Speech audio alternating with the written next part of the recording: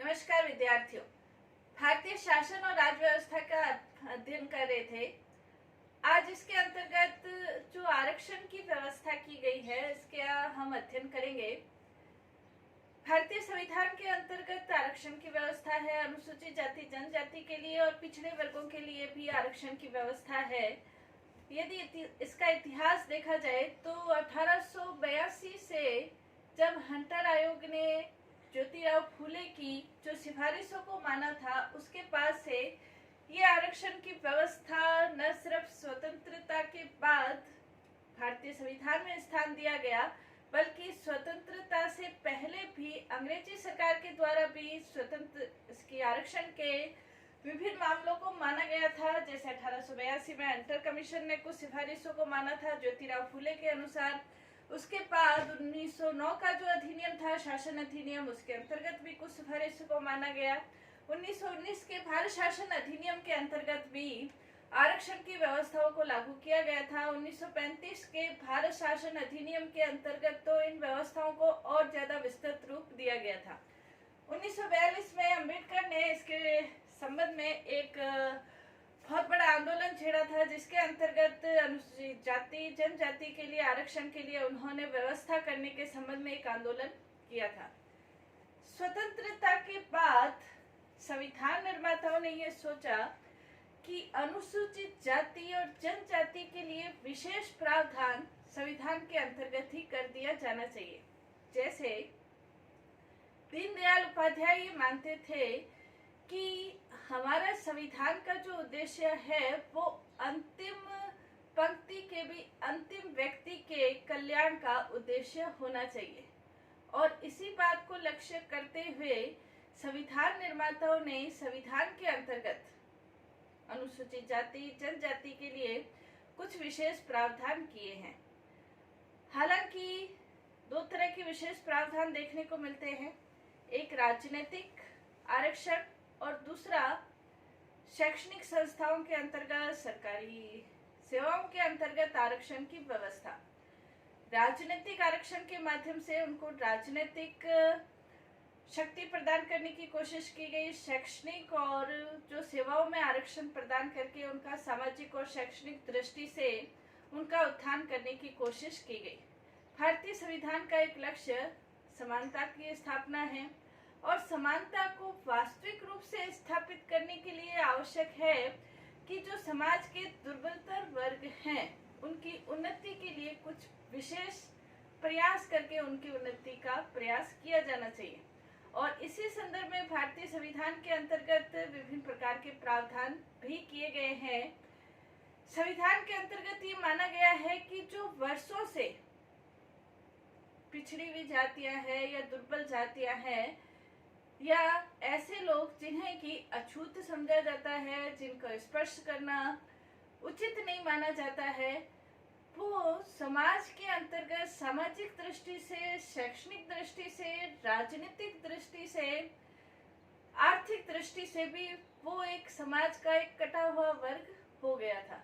यानी कि उनको सामाजिक, आर्थिक, राजनीतिक किसी भी प्रकार की उन्नति के उनको अवसर प्राप्त नहीं हुए थे।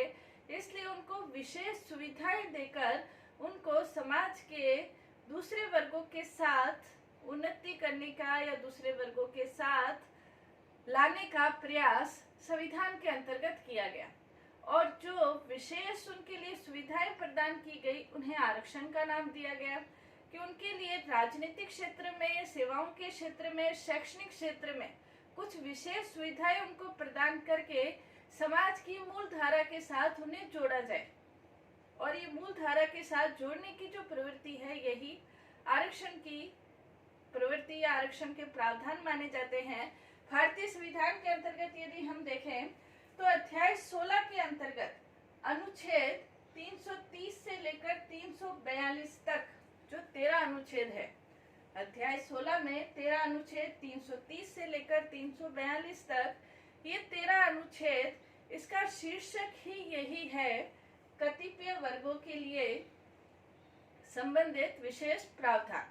और ये जो विशेष प्रावधान इनके लिए किए गए हैं, ये राजनीतिक और शैक्षणिक और सेवाओं सभी क्षेत्रों के अंतर्गत किए गए हैं। आज हम पढ़ रहे हैं अनुसूचित जाति और जनजाति से संबंधित क्या विशेष प्रावधान संविधान के अंतर्गत किए गए हैं। तो इसके अंतर्गत कतिपय वर्गों के लिए विशेष प्रावधान, इसका शीर्षक ही है। तो इसके अंतर्गत हम देखते हैं कि अनुच्छेद 330 के अंतर्गत जो अनुसूचित जाति और जनजाति के प्रतिनिधित्व के संबंध में विशेष व्यवस्थाएं की गई है, अनुच्छेद 330 के अंतर्गत विशेष व्यवस्थाएं की गई है। इसका जो मूल लक्ष्य है वो मूल लक्ष्य संविधान के अंतर्गत जो नीति निर्देशक तत्व है उनसे ये प्रेरित है। संविधान के जो नीति निर्देशक तत्व है अनुच्छेद 46 के अंतर्गत ये स्पष्ट रूप से ये कहा गया है, नीति निर्देशक तत्व जो कि राज्यों को निर्देश देते हैं, उसमें ये कहा गया है कि राज्य जनता के दुर्बलतर अंगों के विशेषतया, जनता के दुर्बलतर अंग विशेष उसमें है अनुसूचित जाति, अनुसूचित जनजाति के शिक्षा तथा अर्थ संबंधी हितों की विशेष सावधानी से रक्षा करेगा और सामाजिक अन्याय तथा सभी प्रकार के शोषण से उनकी रक्षा करेगा। तो राज्य उनके उन्नति के लिए जहाँ प्रयास करेगा वहाँ उनके शोषण से रक्षा के लिए भी प्रयास करेगा। ये नीति निर्देशक सिद्धांतों के अंतर्गत स्पष्ट रूप से कहा गया है और इसी के तहत राज्यों के द्वारा, संविधान के द्वारा विशेष प्रावधानों का वर्णन किया गया है, जिसमें अनुसूचित जाति और जनजाति के प्रतिनिधित्व के संबंध में व्यवस्थाएं की गई है।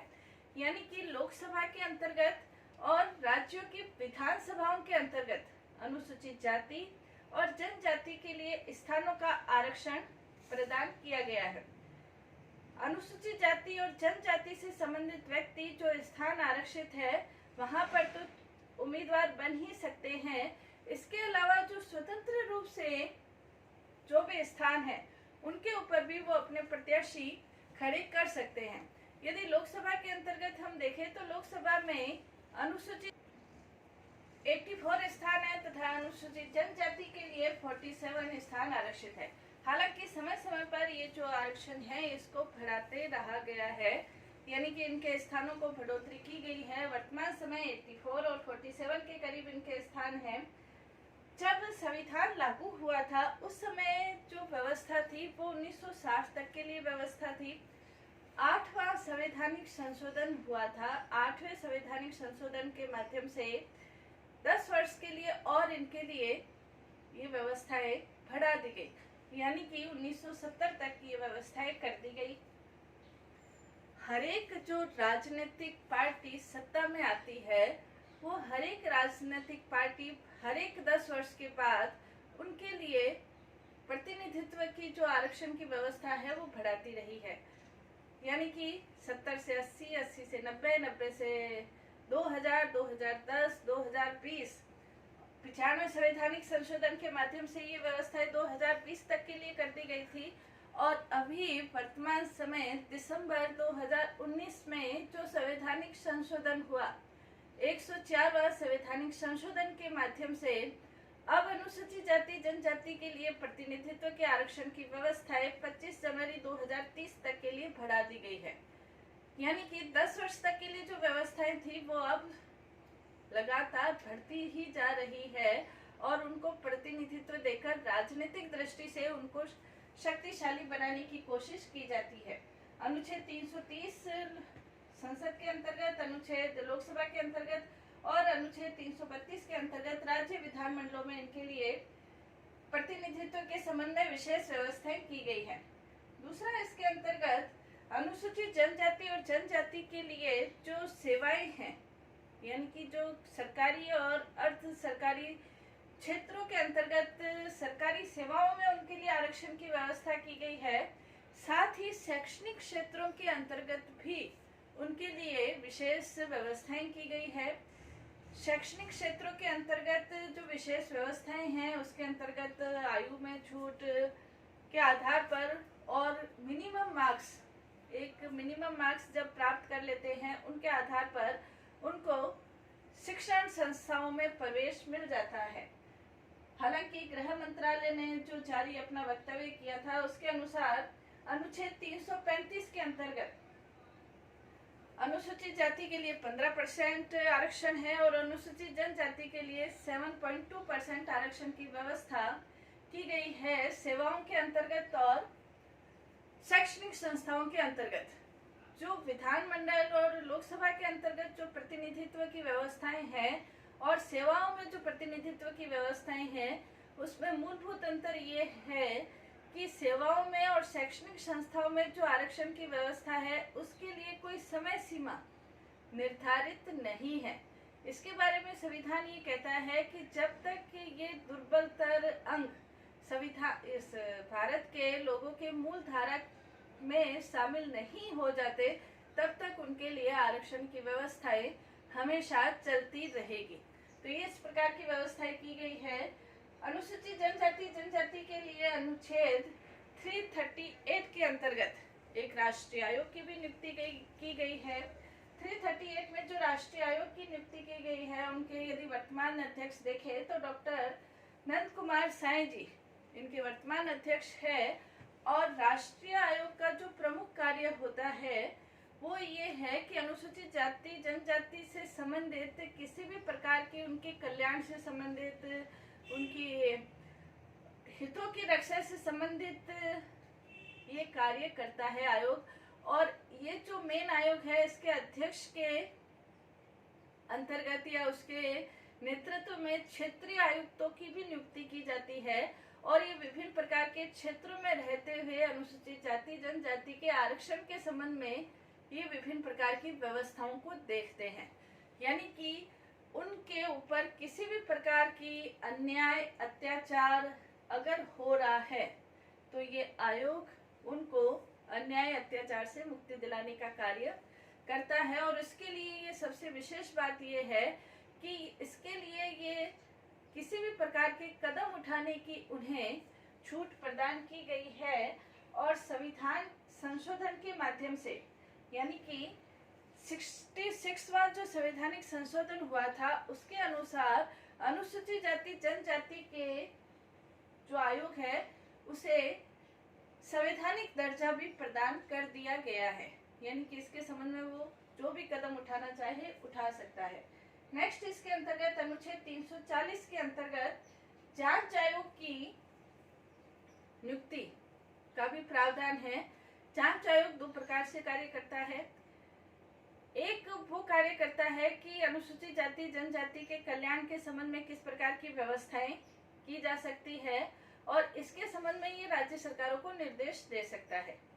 दूसरा, अनुसूचित जाति जनजाति के सामाजिक और आर्थिक उन्नति के लिए क्या व्यवस्थाएं हैं इसके संबंध में ये राज्य सरकारों को सलाह दे सकता है। तो ये जांच आयोग भी इनके लिए कार्य करता है।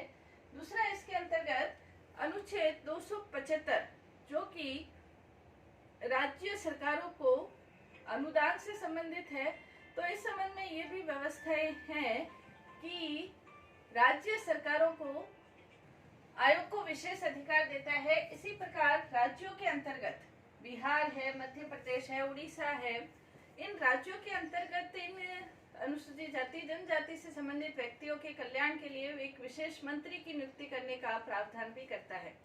ये व्यवस्थाएं संविधान के अंतर्गत विशेष रूप से जो अध्याय 16 है उसके अंतर्गत विशेष प्रावधान के अंतर्गत ये सारी व्यवस्थाएं की गई है। इसके अलावा भी संविधान के अंतर्गत अन्य भी व्यवस्थाएं हैं जिसके माध्यम से इन वर्गों के कल्याण की व्यवस्थाएं की गई है। जैसे अनुच्छेद 17 के अंतर्गत छुआछूत को अपराध घोषित किया गया है। इसी प्रकार अनुच्छेद 15 के अंतर्गत जो कि विभेद का निषेध करता है, अनुच्छेद 15 विभेद का निषेध करता है।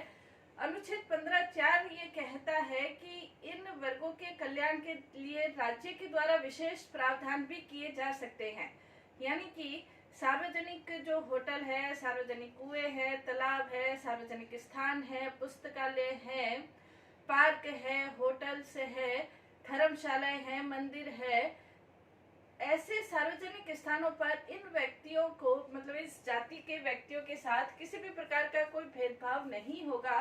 और यदि भेदभाव होता है तो सरकार के द्वारा इनके लिए विशेष प्रावधान किए जा सकते हैं। इसी प्रकार अनुच्छेद 16 जो कि अवसर की समानता से संबंधित है, अवसर की समानता के अंतर्गत अनुच्छेद 16(4) के अंतर्गत ये कहा गया है कि इन जातियों के लिए राज्यों के द्वारा विशेष प्रावधान किए जा सकते हैं।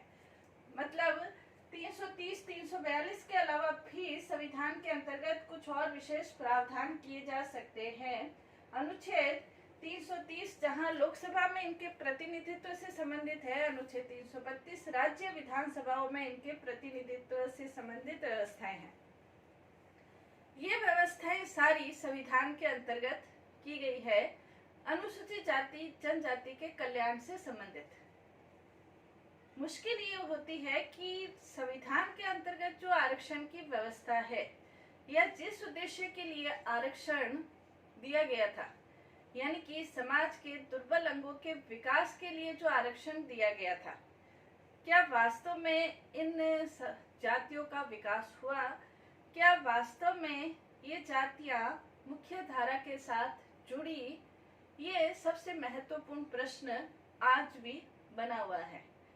आरक्षण की जो व्यवस्था है वो आरक्षण की व्यवस्था दुर्बल अंगों के विकास के लिए थी, लेकिन वर्तमान समय दुर्बल अंगों का विकास नहीं होकर बल्कि ये राजनीति से जुड़ा हुआ प्रश्न बन गया है। जो व्यवस्थाएं लोकसभा के अंतर्गत, राज्य विधानसभाओं के अंतर्गत जो 10 साल के लिए ये व्यवस्थाएं की गई थी, किसी भी पार्टी की सरकार आती है वो ये सोचती है कि कहीं हमारा वोट बैंक हमसे छिन नहीं जाए, और इसीलिए जो भी पार्टी, जिस भी दल की सरकार होती है वो नेक्स्ट 10 वर्षों के लिए ये आरक्षण के प्रावधान बढ़ा देती है। जैसे वर्तमान समय 2019 दिसंबर 2019 में ये व्यवस्थाएं 104वें संवैधानिक संशोधन के माध्यम से ये व्यवस्थाएं बढ़ा दी गई है 2030 के लिए। स्वतंत्रता प्राप्ति के इतने वर्षों के बाद भी क्या आरक्षण की व्यवस्थाएं सिर्फ वोट बैंक की राजनीति बनकर रह गई है? ये सोचने का बिंदु है। दूसरा, जो शैक्षणिक स्तर पर और सेवाओं में जो आरक्षण की व्यवस्था दी गई थी और जिसके लिए कोई समय सीमा निर्धारित नहीं थी, तो अब ये प्रश्न उठने लगा है कि क्या इतने समय के बाद भी ये जातियां मुख्य धारा में नहीं आई है? कुछ लोगों का ये मानना है कि इन जातियों के अंतर्गत भी कुछ जातियां पिछड़ों में अग्रणी बन गई है, यानी कि इन जातियों में भी कुछ ऐसी जातियां हैं जिसके अंतर्गत बहुत छोटा सा समूह इनका आरक्षण का लाभ ले रहा है। जैसे राजस्थान के अंतर्गत देखा जाए तो एसटी के अंतर्गत खाली मीणा जाति है, वो आरक्षण का लाभ लेकर लगातार आगे बढ़ रही है। अन्य जातियों को इनका लाभ नहीं मिल रहा है। तो इसके लिए क्या व्यवस्थाएं हो सकती है? तो कुछ विद्वान ये मानते हैं कि इसके लिए ये व्यवस्था हो सकती है कि परिवार के अंतर्गत सिर्फ एक व्यक्ति को ही आरक्षण दिया जाए। दूसरी ये भी है कि एक पीढ़ी को आरक्षण दिया जाए, दूसरी पीढ़ी को नहीं दिया जाए। तीसरी ये भी व्यवस्था हो सकती है कि पदोन्नति के अंतर्गत आरक्षण नहीं दिया जाए। ये भी व्यवस्था हो सकती है कि एक बार आरक्षण का लाभ प्राप्त करने के बाद अन्य क्षेत्रों के अंतर्गत आरक्षण नहीं दिया जाए। इस तरह की सुझाव हमेशा उठते रहे हैं, लेकिन चूंकि आरक्षण का जो मुद्दा है वो अब राजनीति से प्रेरित हो रहा है और कोई भी पार्टी ये नहीं चाहती कि उसका वोट बैंक उससे हट जाए, इसलिए आरक्षण की व्यवस्थाओं को लगातार चलते हुए रखना चाहती है। नेक्स्ट जो अपनी क्लास होगी उसके अंतर्गत अपन नेक्स्ट पिछड़े हुए वर्गों के आरक्षण से संबंधित अध्ययन करेंगे। धन्यवाद।